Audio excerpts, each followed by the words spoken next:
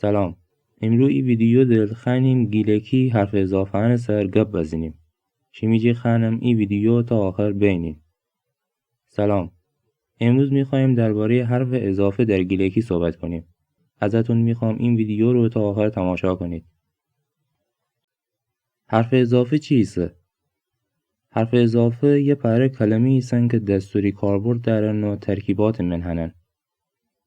حرف اضافه چیه؟ حرف اضافه یه سری کلمه هستن که کاربرد دستوری دارن و در ترکیبات استفاده میشن. مثال داره. برای مثال جی به معنی از، من به معنی درون تو، واسه به معنی برای واسه، همراه به معنی با. جی، من، واسه، همراه ایشان کن حرف اضافه ایسن. گیلکی دستور سر حرف اضافه واجه پسی هنه. یعنی یه تا اضافی ترکیب من اول واجه هنه ایمه حرف اضافه. چند تا مثال زنم. این مثالان شرقگیلان گویش جیسن. چند تا مثال میزنم. این مثالا به گویش شرقگیلانی هن. دقت کنید که بر اساس دستور زبان گیلکی حرف اضافه بعد از واژه میاد. روخانه من مایی داره. روخانه من مایی داره. این فارسی بونه توی رودخونه مایی هست. توی رودخونه. روخانه من. روخانه من. من. روخانه من. بعدی مثال موهندی را تی واسه بومم. موهندی را تی واسه بومم.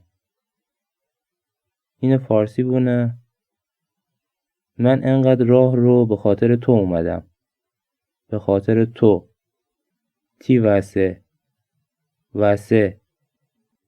تی واسه. بعدی مثال علی حسینی جی 2 سال پیلاتره. علی حسینی جی 2 سال پیلاتره. این فارسی بونه علی از حسین 2 سال بزرگتره. از حسین. حسین جی. حسین جی. حسین جی. بعدی مثال حسین علی همراه بومه. حسین علی همراه بومه. این فارسی بونه حسین با علی اومد. با علی. علی همراه. همراه. علی همراه. نکته‌ای که خیلی مهمیسه گیلکی دستور سر حرف اضافه واجه پسی بومه. این خیلی دقت بودن. حرف اضافه و کلمه یا واجه پسی آوردن. نکته‌ای که خیلی باید دقت کرد اینه که حرف اضافه در گیلکی پس از کلمه میاد. این با همین امروز آموزش. بعدی ویدیون من سعی کنیم این حرف اضافه هنه دندانه تک تک بررسی بانیم. یادان نکنین که امر سابسکرایب بانین و کانال دل بشین و باقی ویدیوان انی نیا بکنین. تا یک ده آموزشی ویدیو فعلا یا علی.